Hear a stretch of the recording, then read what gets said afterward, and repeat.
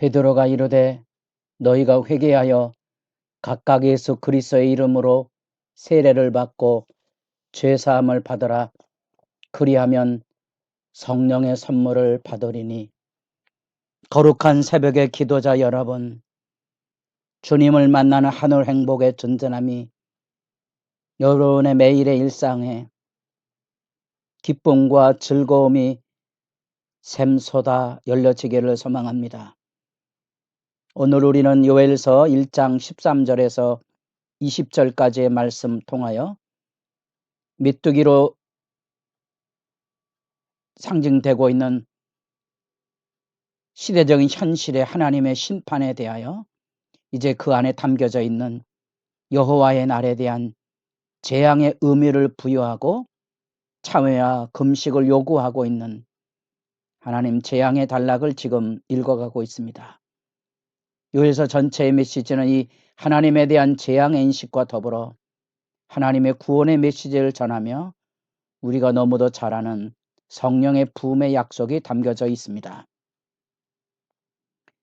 우리는 어제 메뚜기 재앙으로부터 쏟아지고 있는 자연 질서의 파괴 현장, 이제는 하나님 앞에 소재와 전제도 드릴 수 없는 매일의 먹거리가 되고 있는 밀가루를 가지고 하나님 앞에 기름과 향료를 부어 드리는 그 소재, 포도주를 부어서 전제로 드리는 그 하나님 앞에 드려야 될 제물마저도 메말라 버린 황폐한 현실 앞에서 이제 이 하나님의 말씀을 제사장들에게 제일 먼저 애곡과 회개의 요청의 메시지를 들려주고 있는 모습을 보게 됩니다.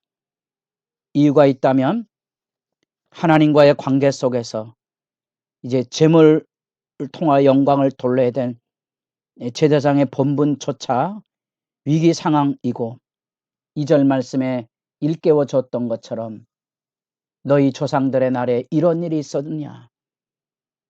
백성의 지도자로서 제사장의 책임과 제사장의 본분이 무엇인지를 일깨워 주고 있는 거죠. 13절 제사장들아 너희는 굵은 배로 동이고 슬퍼 울지어다. 제단에 수종드는 자들아 너희는 울지어다. 내 하나님께 수종드는 자들아 너희는 와서 굵은 베옷을 입고 밤이 새도록 누울지어다. 이는 소재와 전제를 너희 하나님의 성전에 드리지 못함이로다. 시대적인 현실 앞에 가장 먼저 제사장이 백성의 지도자들이 주님의 부름, 하나님의 말씀에 부름을 입어서 주 앞에 엎드려 시대의 죄악의 현실을 하나님 앞에 아뢰고 고하고 울부짖어 주님의 은혜의 날을 열어가는 일에 앞장설 것을 일깨워 주고 있는 거지요. 어쩌면 이런 말씀을 읽어가며 우리가 현재 앓고 있는 이 시대적인 질환 앞에 교회와 교회 지도자들이 해야 할 일이 가장 무엇인가를 새삼 절박하게 깨닫습니다. 하나님의 심판이 눈앞에 다가와 있음을 몸으로 체감하고 있는가? 단지 지나가는 흐름의 현실이 아니고 그 안에 생명처럼 다가오는 하나님의 말씀으로 돌아가 시대의 아픔을 끌어안고 부르짖는 지도자들의 무릎꿇음이 여기 반복해서 들려지고 있다는 사실입니다. 그리고 그 분명한 회개의 대책을 열어줍니다. 금식일을 정하고 온 백성 곧 성회 오직 하나님께만 모여 하나님 앞에 엎드려지는 성회의 소집과 더불어 성전으로 모이라. 신앙의 구심점이 되고 있는 성전.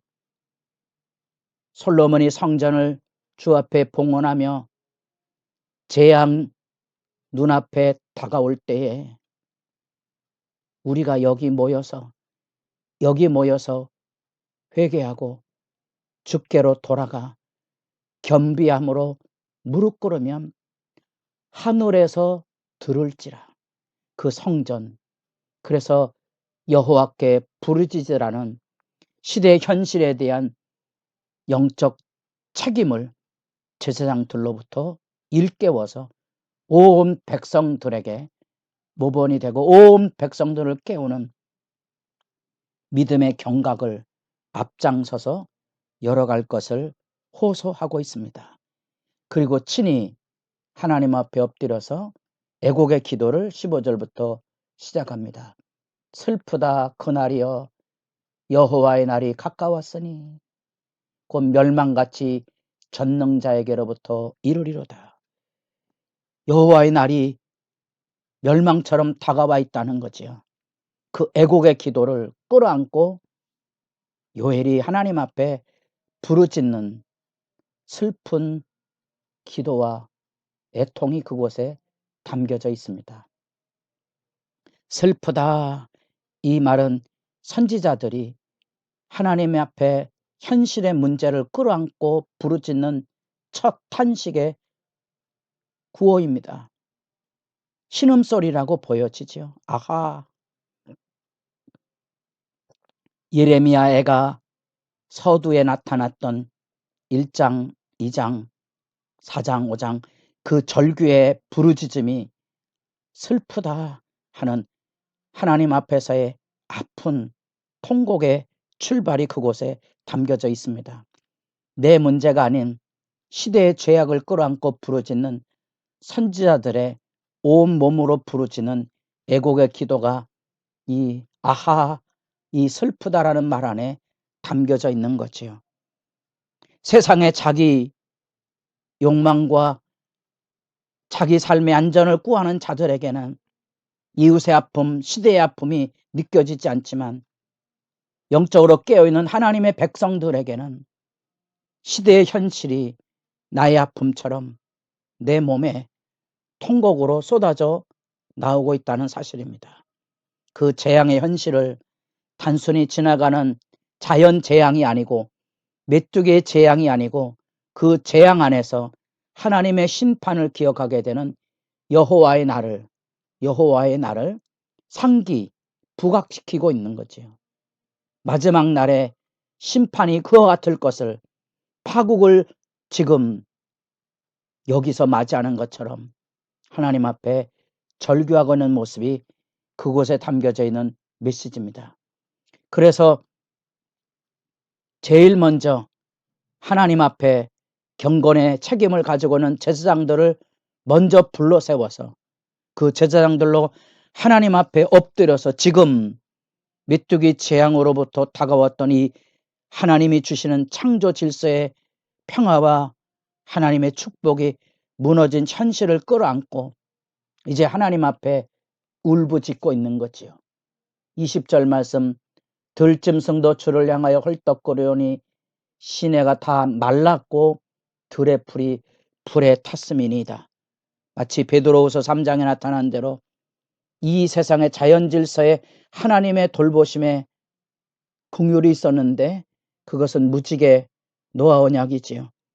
그러나 마지막 시대 때에 되면 불의 심판이 있을 것이 예고되었고 그 종말에 나타난 우주적인 심판의 불이 이 성령이 부어주심을 통하여서 나타날 그때, 그래서 2장 30절에 내가 이 적을 하늘과 땅에 베풀더니 곧 피와 불과 연기 기둥이라.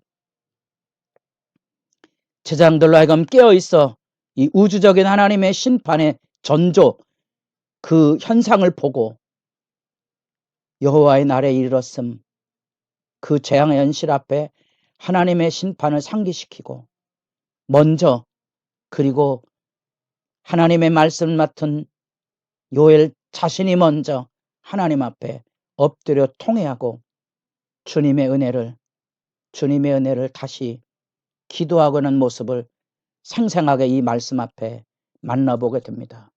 이 여호와의 날은 이제 요엘서를 통하여 이제 가장 먼저 확장되고 있는 주제고요. 대략 선지자들의 연대 상황으로는 9세기로부터 여호와의 날, 여호와의 언약, 여호와의 종 이런 중요한 주제들의 메시지들이 담겨져 있습니다.